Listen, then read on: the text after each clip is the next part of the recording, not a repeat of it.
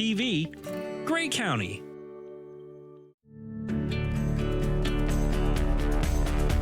This program is brought to you by Rogers Xfinity, connecting you to more of what you love. Visit Rogers.com for more details.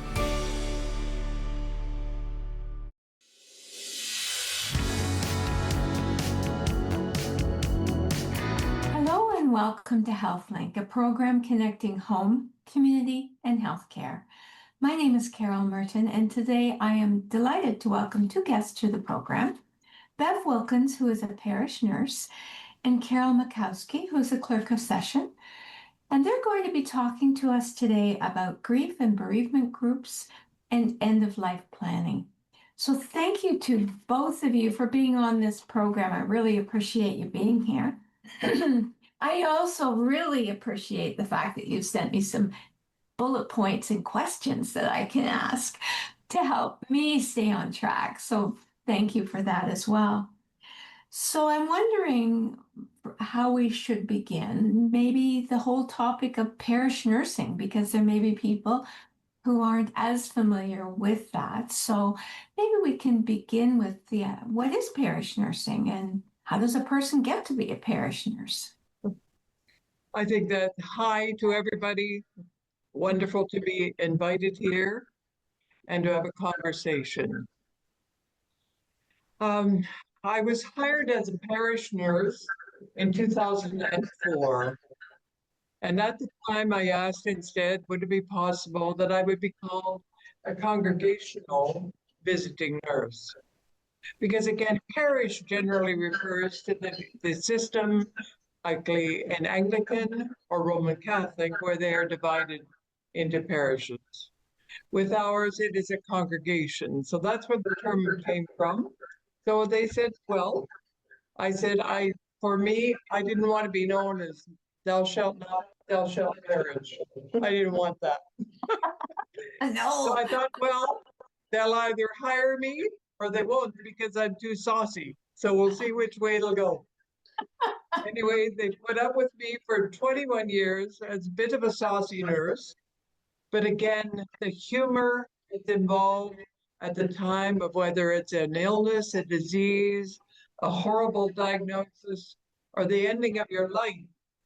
Somehow or other, they have to have a blend because you have to remember the good parts when you're about to part. So that's how it all started. It morphed into many other things. But when I was hired on, it was on a part-time basis only, because the part-time had to do with the fact I was already working in the community full-time and teaching other and mentoring nurses as they came onto our team. So what is a parish nurse? A parish nurse is a nurse who is registered, who takes on the responsibility of teaching and an education kind of thing of what is disease, what is the process, what can I do to mitigate it. But then above all else, when we know that it is three things, it's mind, body, and spirit, I knew the huge part about spirit. I knew that if you went in and you did a treatment on somebody and they believed that they were going to get better, that was like 50% of the equation. So I knew that there was something in there. But of course, as a professional, I had to be really careful that I did not ever cause any kind of angst in any kind of discussion on religion. But instead, mine came from, okay, there's a divine something out there. Let's call upon that to make sure we can bring about a little more healing on top. Excellent. So that's my definition of parish nursing. That's what I come from, and I'm a congregational nurse. So Carol, thank you I noticed you turned off your microphone, so there wasn't an echo. Thank you for that. So I'd like to go to you in your role as clerk of session, and where does parish nursing fall within a session responsibility? Well, certainly Beth reports to session every month, gives us her workload, which is immense. A lot of times I think it's a part-time job with full-time hours, many months.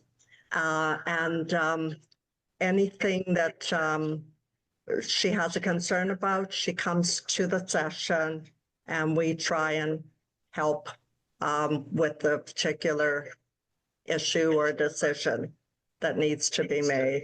Yeah. So do you have rules or guidelines around who can access the parish nurse? How does that work, and how do you oversee how the parish nurse is functioning? Bev, do you want to answer Sure. that? Because Bev's been here a few more years than I have. Okay. Yes, I'm delighted to answer that. I think the answer to it is it's a small enough community, so anyone who comes to our door generally knows somebody or is the first cousin of somebody or whatever. And as it's the true mission of a church, when we really think of it as a divine place where the Holy Spirit dwells, we do not turn anyone away. And I think that's been a wonderful growth within all churches, not all, but within this one in particular. As Carol and I were just discussing before we started this today, it's really impressive the amount of outreach that is done, from pantries to people off the street to therefore a mission initiative all around the world. There's in the Presbyterian Church, there's a lot of individuals who are therefore missionaries and a part of what happens. And a part of what that I do as well is when I am working with an individual who is maybe not what we call a congregant, I do suggest that if they have it within their heart that they would wish then to give a donation, that I would certainly encourage that. And everyone does. They're just, like, thank you. Yeah. Because as you know, right now, anyone that would try to get any kind of assistance, either in placement into nursing homes, in knowledge of what their medications are, what is that procedure? What is it going to be, Bev? I've been really fortunate in my practice that I have seen everything from heart transplants to kidneys to lungs to all sorted. At the same time, it's such an exciting time in medicine because with AI, the research now is instantaneous. When a paper's been peer reviewed, bang, they know. It doesn't have to wait to therefore, get disseminated to various schools and colleges and so on. It's right there. So a lot of what I also do is education, therefore, in the fact that we have a newsletter that goes out every week, and I call it nurse notes. So the nurse notes are filled with things like, hey, now, if you want to have chemotherapy, it comes in with a little nanobot, and it's specific to the tumor. So all of these amazing, wonderful things that are therefore coming about that work on this, our magic shell, which in its own right is a miracle, all of its own. The things that we, autonomic, here we are. Yeah. We don't have to consciously remember to breathe. Yeah, it happens. Our heart is a miracle. I have a question about your everyday. So take me through what a day might look like for a parish nurse. And, you go into people's homes, I'm guessing. I don't know. Do you have an office? Do you do telephone consults? All of the above. Oh, okay. All of the above. For All example, I'll just tell you what I did today. Yesterday afternoon, I had a phone call from the minister. The family had said, can you please send Bev? Which is thank you, because I've known the family for a long, long time. Because I was fortunate enough to work in community, this was a person who all of a sudden is now being introduced to community nursing. And it's very frightening because the nurse cannot always show up. There aren't enough of us to show up at the time. Yeah. So a lot of it, a great deal of it has to do then with teaching, with intravenous. How do you flush? How do you flush the line? Sterile procedure. And it's a huge and onerous task. And if you're, not to discriminate in age, but if you're 88, that's too much. Yeah. It's just too much. Even 78, even 68. Right? Right. It's like, okay. But sometimes the best part is then when you can go in and say, all right, you've got this. Take a Yeah. deep breath. Yeah. Let go. You'll get this because it's your role now. And if you're in an emergency, it's no longer an emergency because you know how to do it. And write this down, Yeah. right? It's a really big part. Yeah. It's a really big part. So you would So be a typical responsible day, for that. yes, go Yeah. ahead. Sorry, dear. So you would be responsible for IV teaching? Would that If I include? have to, I'd give a little pointer on it. But Okay. generally, most of my job that I am here now is a lot of it is assisting people to get accustomed to the idea of where they are going to be going next. Yeah. Yeah. And sometimes the next has to do with dying. Yeah. Sometimes it has to do with going into a retirement home. And sometimes it has to do with going into a nursing home. And sometimes it just means you have to face the fact that you've had a pain for 6 months. And in your heart, you know there's something wrong, Yeah. but you're afraid.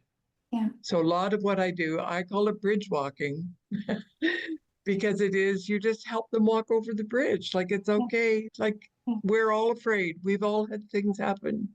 Yeah. And you don't have to do it alone. And a big part, it's a lovely word that is in bereavement and grief treatment. It has to do with, it's called companioning.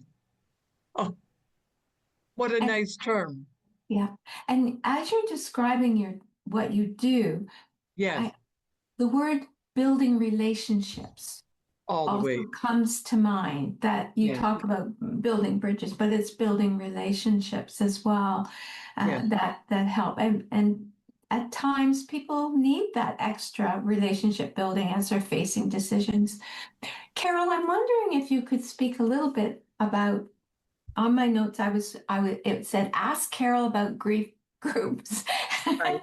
And Yes. so I am. Okay. That is one of the things that Bev does at St. Andrew's Church that is very visible. And I can remember seeing on the calendar G, G, G, all in capitals, and wondering what it stood for. It wasn't Girl Guides, it was Good Grief Group. And my husband died this past March. And like many people, I thought grief is all the same. Doesn't matter if you've lost a parent, a sibling, a child. But I soon realized that losing a partner is life altering. And that loss affects you every hour of every day. So I also quickly realized that not all grief groups are the same. And I was fortunate enough to be able to join Bev's most recent group. We started in September, but Bev spent time with me before that. And it's good.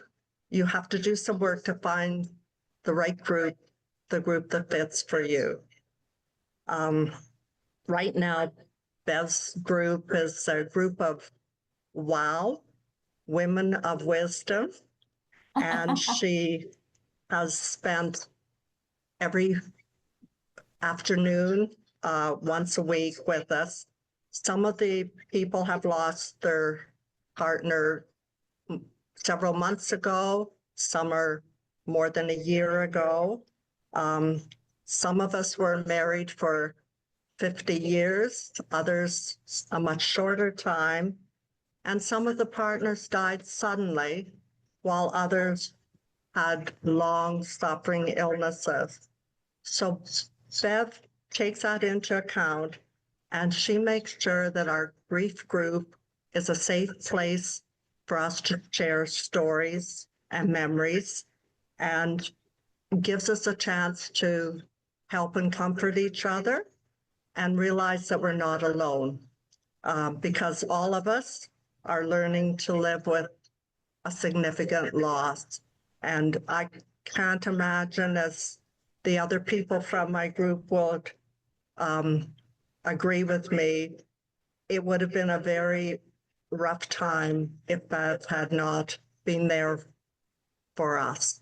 Yeah, And what I'm hearing you say is that you don't have to deal with grief alone. exactly. Yes. Bev has done an amazing amount of research, training, travel, reading about grief. And as far as I'm concerned, she's a local expert. And it just has made a big difference. I can see a difference in some of the participants from the first week we meet together to the one a couple of days ago, how much we have grown and got support. Yeah. You know, the words good grief kind of, I have to think that one through. So I need somebody to tell me about that term, good grief. You know Charlie Brown? I do. That's where it came from. Okay. Okay. Okay? Yep. And all the way through my life, I've been known as Lucy. There you go.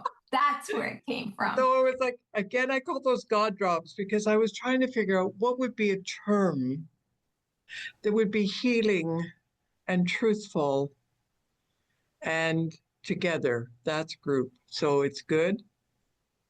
Good, we're together. It starts on a positive note. The grief is our topic. And the topic can be, losing your job, or it can be your spouse, or it can be your child. Or what is amazing is that there are layers of grief. Lots of times when we're 45 or 35, when we're 35 and we've got 3 children running around and your mother died, you didn't even have time to address it. Yeah. You were just still trying to get the peanut butter and jelly together to get the child out the door for school. And the idea of trying to deal with the loss in your life, no, that was not something that was at the top of the list. Yeah. So one of the major lessons that when we go into the good grief is that the idea is grief is just, it's a noun. It describes what it is. Mourning is what we go through.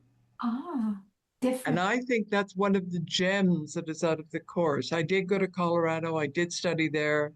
I did with University of Ohio in Dayton as well. And then all the way along as a nurse, of course, we have a responsibility. I still, after 100 years, am still a registered nurse. And, that's my responsibility is, continuous learning. It's what we must do. It is what we promise to do. Yeah. So that is all a part of it. But to watch the growth, the second last group that we had, it was amazing because as you talk about relationships, some of these women have just seen each other. A lot of them are from the church that all of a sudden they're saying, okay, it's my turn now, because they have lost their spouse. Yeah. And they know that this is a different kind of, as Carol said, it's a different kind of loss than anything else in your life. Because it is losing half of your heart in many cases. Yeah. So it's been really absolutely wonderful because then people have gone then to the layers because maybe they lost their mother when they were only 10 or their father. And they didn't realize that place that they went, there was no name for it then. But to give a proviso on that, there wasn't a lot of name to any of the whole thing of grief. Yeah. It was covered up. You stiff upper lip, let's go, Yeah. way we go. Yeah. So, yeah. For sure. Carol, you mentioned about, I think it was you in the program, finding the right group that worked for you. So how do you find the right group? And if you don't, do you just keep looking? Like, how do you know? I think you have to have the strength to perhaps go to a group if you've heard about it. And if it's not right for you, to walk away. It's and keep looking. Don't give up. Another thing I found is in other places I've been in the city, I've talked to recently widowed women, and we share stories. there are lots of choices within our community, and maybe a formal group isn't right for you. Maybe you just need a close friend or a Yeah. parish nurse Yeah. to talk with you one-on-one. Yeah. So that it can be done in different forums and to continue to explore for sure. Yes. So this is for both of you. In your experience with grief groups, is there something that particularly stuck out for you that was remarkable or unexpected as you either assisted Bev or participated, Carol? Anything that you didn't expect or surprised you?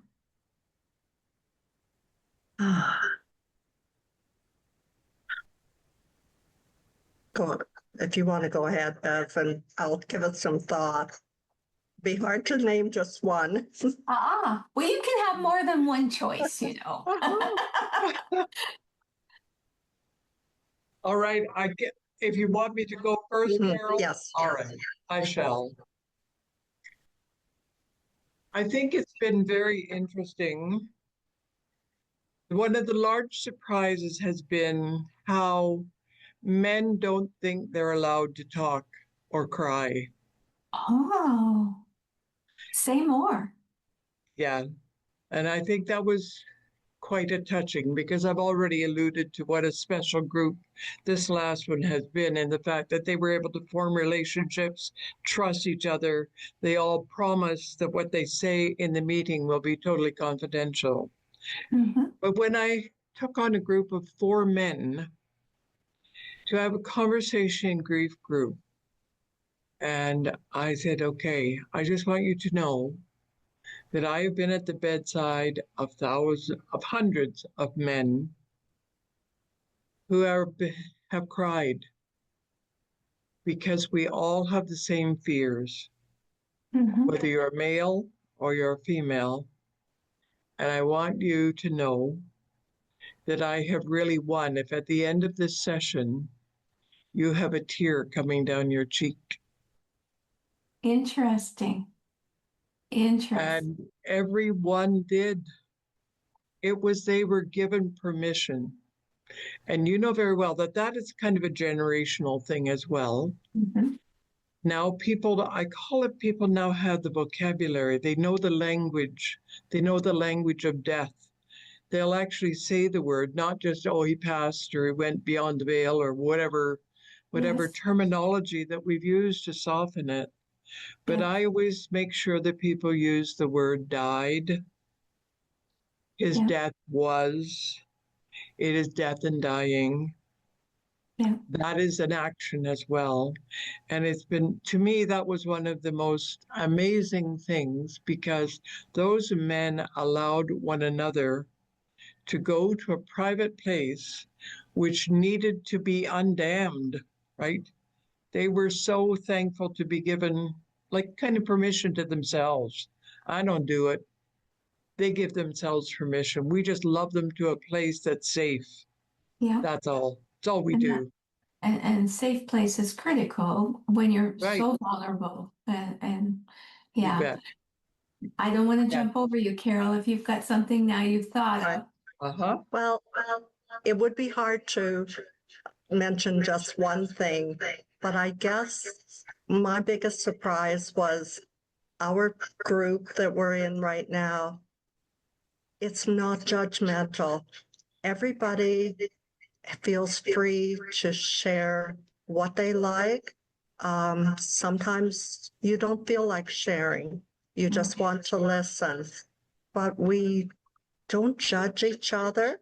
Some of us are working through our grief on the journey faster than others. Some have gone further, and it doesn't matter. It's not like school where you're going to be graded or you have to get through in a certain amount of time. It's just not non-judgmental. No. Which is important. And that's very helpful. I appreciate you both sharing that. Now we've got about 4 minutes left in the program, and I'm wondering if you could talk a little bit about the advice or advocacy that's done around wills, power of attorney, personal care. I know 4 minutes doesn't give it justice, but what advice would you give to people about personal POAs, which maybe you can talk about that a bit. And if I have to interrupt you, if we get close to the time, forgive me, but What I'll do is I've put on approximately 3, no, maybe 5 workshops. So I would think that that would be where a person could start. But okay. again, get your POA in order.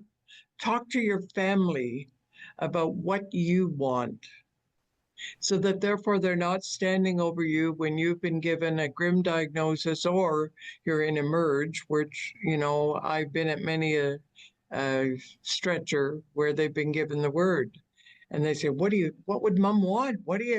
Well, Yeah. talk about it. And I have a lovely little book, which might be just delightful, which I think people should take. Here it is. Yes. I'm dead. And then what's below? Now Okay. what? Now Okay. what? Okay. Yeah. It's on Amazon. If you want the short of it, get a book. It's all in there. End of life. What does it look like? What are comfort measures? What's power of attorney? What's a substitute decision maker? And Yeah. now the newest of terms is called, VSER. Okay, so voluntarily refusing eating and drinking. So VRED. So that yeah. is a term. You can Yeah. say, no, I don't want anything more, along with the DNR, or you want also MAID. Get the discussion around your family table, but you can find it all in this and also in another one online. And I've given the graphics. This Okay. is a lovely green thing, and here it is. Here I go. Advanced Care Planning Workbook, Ontario edition. So Yep. what I'm hearing you say is the conversations need to happen and Yes. people need to express their wishes and choices. It's actually does a favor to family to have those types of conversations as well, that it is in a way an important gift to family to be able to do Yes. that as well. So, and we don't always think of it that way. And It is a gift. yeah. It genuinely is a gift. Yeah. So many people have come after they have already had all the wishes, they're all written out, and the family members will come back and say, oh, thank you, mother. Thank you to my mother. She had it all done. We didn't have So, to hassle. yeah. And on that note, I cannot believe our time is up. I know you have so much more information to share, but you've given individuals the resources. And I want to thank you both for being here on the program and talking about this. This is an important topic for all of us to learn more about and to have conversations about. So thank you. And thank you to our viewing and listening audience for joining us today on HealthLink.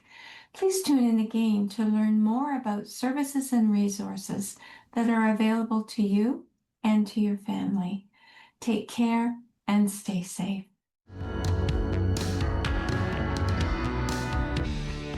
Connect with us by visiting our website or email us at comments@rogerstv.com.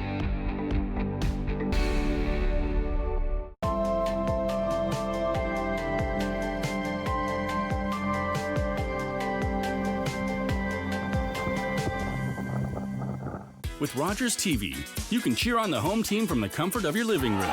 We'll head to the rink, the field, the court, or the pitch, so you don't have to. Tune in and cheer on your local amateur athletes on Rogers TV. Are you a passionate content creator ready to expand your audience reach? Do you have unique stories, captivating hobbies, or special interests that deserve a spotlight? Rogers TV is here to amplify your voice within the community. We offer you the platform to broadcast your content to a wider audience.